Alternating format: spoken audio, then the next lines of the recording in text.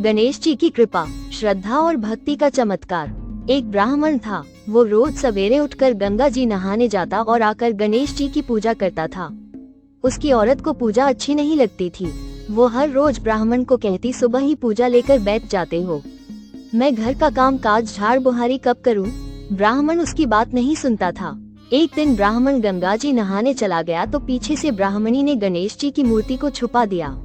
ब्राह्मण ने आकर पूछा, मेरी गणेश जी की मूर्ति कहाँ गई? ब्राह्मणी ने कहा, मुझे नहीं मालूम। ब्राह्मण ने खाना पीना छोड़ दिया और कहा, मैं तो पूजा करके ही खाना खाऊंगा। ब्राह्मणी ने बहुत समझाया, खाना खा लो, पर ब्राह्मण ने खाना नहीं खाया और रोने लग गया। दोनों को लड़ते झगड़ते देखकर गणेश जी की मूर्ति हंसने लगी। तो ब्राह्मणी ने गुस्से में आकर कहा, गणेश जी की मूर्ति वहाँ पड़ी है। उसके बाद ब्राह्मण ने गणेश जी की पूजा करी। मूर्ति ने कहा, मेरी सेवा करते करते बहुत दिन हो गए, कुछ मांगो। ब्राह्मण ने कहा, अन्न मांगू, धन मांगू, जितना दुनिया में सुख है सारा मांगू। गणेश जी ने ब्राह्मण को सारा सुख, अन्न, धन दे दिया। ब्राह्मण मूर्ति को मंदिर में रखकर पूजा करने लगा।